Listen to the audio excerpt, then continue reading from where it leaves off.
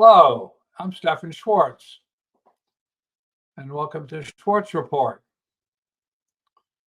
As I have been watching the news, I am increasingly struck by something very un-American in terms of the history of America that is going on, and that's the assault on Americans' libraries and what it's doing to society. Because this is an issue that is much more complicated than I think most people understand. Let me go back and start at the beginning of why this issue about libraries is such a big deal. On July 1731 in Philadelphia,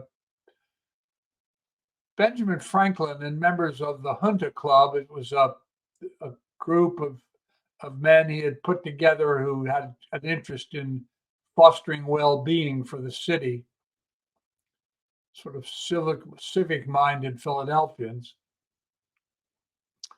organized and carried out what they considered one of the most important actions that they could do to foster the city's well-being. They founded a library. To quote the Benjamin Franklin Historical Society, the idea to create a lending library started during a Junta Club gathering where each member would bring books to share with others and consult during debates. Bringing books back and forth became cumbersome, and so it was agreed the members would keep the books in a meeting room so that they would all have the benefit from them. It was also of great benefit to borrow a book and bring it home and read it. And therefore, they began the idea of starting a public subscription library. Franklin's goal was to benefit common people who otherwise would not have access to books. Books, particularly in those days, were very expensive. And Franklin, most people don't seem to realize this, was an immigrant, son of an immigrant. His father, Josiah, had come to the colonies in 1682. He was a soap and candle maker, and Franklin was the 15th of 17 children. So this was a poor immigrant family, exactly the sort of thing we see today. His family could only afford this for a year of school. So what made Franklin the educated man history knows him as is that he began to go and read books. He was taught to read, sort of, and then he worked very diligently to become a good reader, a competent reader, and then he became a printer. But he always had a very strong feeling about libraries and the power of libraries to foster well-being, to help immigrants integrate into the country, to get a sense of the country they were joining. And he wanted immigrants, because his family were immigrants, to be able to come and educate themselves with the books in the library's collection. And over years, that library that he and the Junta started grew and grew. It became the Library Company of Philadelphia. And then, before the capital moved down after we became a country, and the capital moved down to Washington, where Washington was created, it became the beginnings of the Library of Congress. And that went on until 1800, when John Adams approved $5,000 appropriated by Congress to create a national library in Washington, D.C. His capital moved there. So you can see that from the very beginning of American history, libraries were incredibly important, were considered significant places in every town that had one. And that became a tradition in the country. Almost a century later, in the 19th century, industrialist Andrew Carnegie, who was also an immigrant, who came at the age of 13 from Scotland and who had grown up in poverty. And then, because he had learned to read in libraries, he became very interested in investments and business. And his investments in railroad and steel industries made him one of the richest people in America. And when he was an older man, and he began to think about what he could do to foster the well-being of the country that had welcomed him and his family, he came to the same conclusion Benjamin Franklin had, founding libraries. And he did that. He funded library after library.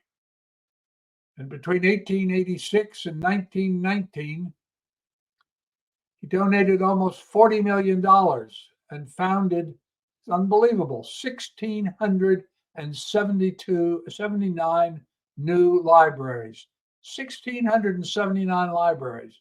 He would eventually give away 90% of his money, much of it to found these libraries, because he understood that libraries where people who were poor, particularly working class people, could get information and knowledge that they couldn't get any other way.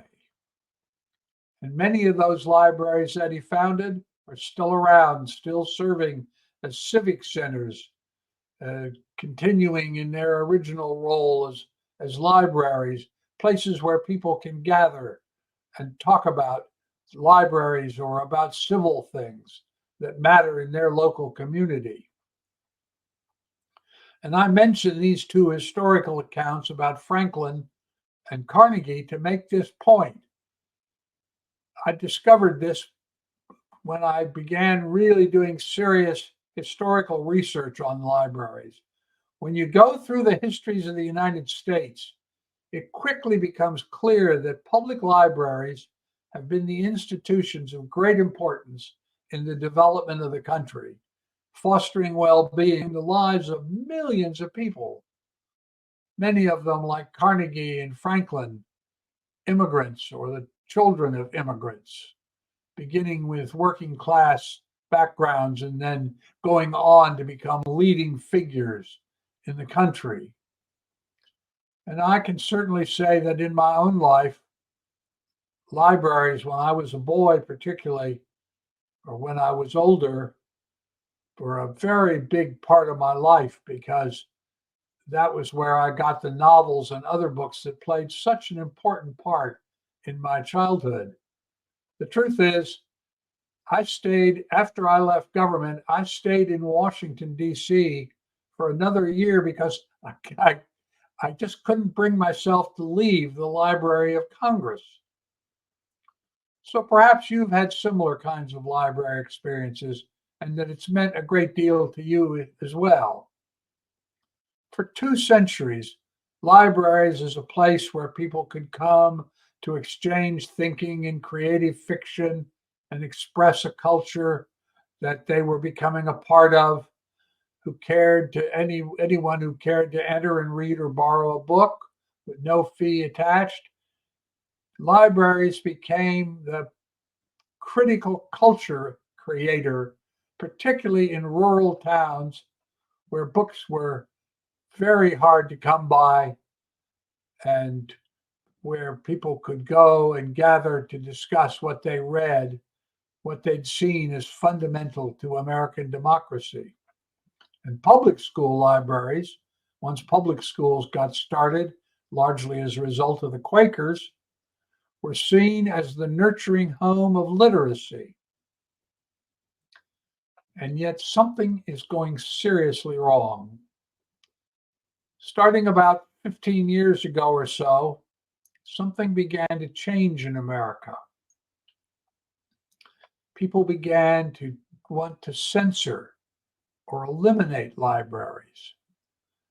Right-wingers who saw in libraries things they didn't like, didn't agree with, and so they wanted to have the books removed. Deborah Cachel an affiliate faculty with Antioch University at the time, really was one of the first people to dig into this. And she reported in July of 2015, so almost 10 years ago, she sent out a clarion call about the dramatic decline in school libraries, public libraries, and the accompanying decrease also in librarians. She reported, for instance, that the number of school libraries in New York City had dropped from nearly 1,500 in 2005 to only around 700 in 2014. That over a recent 5-year period, that'd be 2010 to 2015, 43% of school librarian positions in the Houston, Texas Independent School District evaporated. That Ohio lost more than 700 school library positions over a decade. That California had hemorrhaged school librarians to the point where it now had the worst ratio, 1 to 7,000 librarians to students, that is, one librarian for every 7,000 students, of any state in the nation. And finally, that in Pennsylvania, or Philadelphia, where she was, in 1991, there were 176 certified librarians in Philadelphia public schools, and that when she wrote it in 2015, there were only 10. It appeared that when she did her research that 206 out of 218 classroom buildings in the school district of Philadelphia had no librarian. 200 Philadelphia schools don't have a functioning library, school library.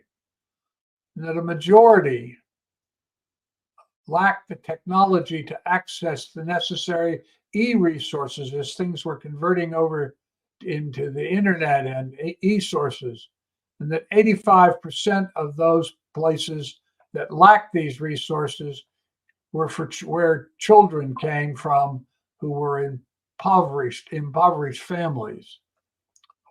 Why is this happening? For 200 years, libraries were a central part of creating democracy, and something happened. Why? Well, I want to give you just one example. I could give you 100, but I'm just going to give you this one. In early November of 2022, a woman in Lena, Texas, Bonnie Willis, 54-year-old local woman, sent Judge Ron Cunningham an email thinking he might be sympathetic to her request. This is how it starts. And the subject line of her email was pornographic filth at Llano Public Libraries. And attached to the email was an Excel spreadsheet listing 60 books, fiction and nonfiction, that she felt needed to be censored and taken out of the library. A number of them were bestsellers, which was rather peculiar, or books by Black writers, or books that had anything to do with non-heterosexual relationships. One of them was the New York Times #1 bestseller, Between the World and Me, winner of the National Book Award. So these are not trashy books nobody cared about. National Book Award, written by a former correspondent for The Atlantic, Ta-Nehisi Coates. It was a history of America written from the perspective of a Black man. She didn't think that ought to be in the library. Wallace wanted to move to an adults-only section, and her request was received well by Judge Cunningham. By the library staff in the schools, however, they saw it as an attempt in censorship and set up a schism in the community that continues to this day in 24.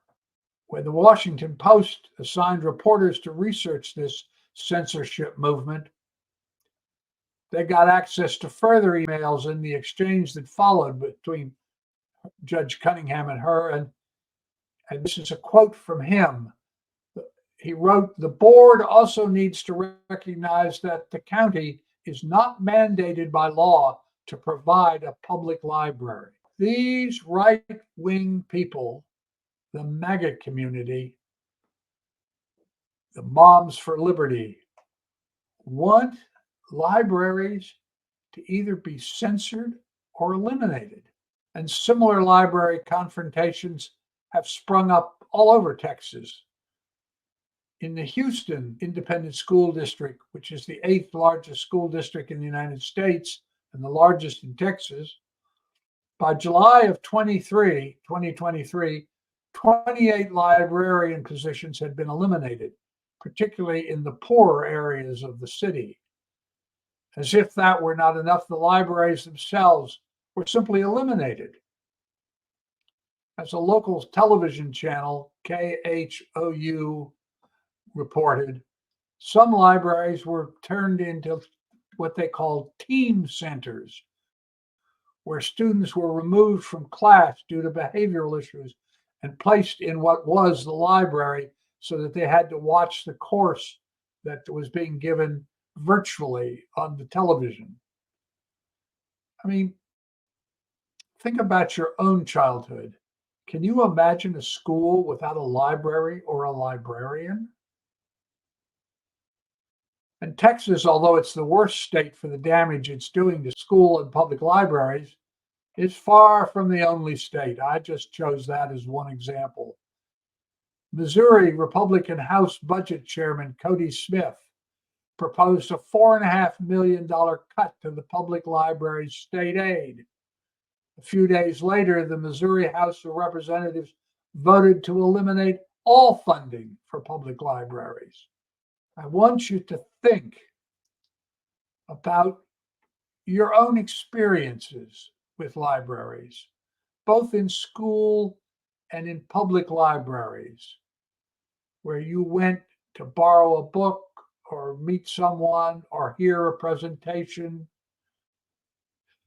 where the library in your town, particularly if you come from a rural small town, played such a role in the development of the sense of the community, of understanding about democracy, about your own personal education.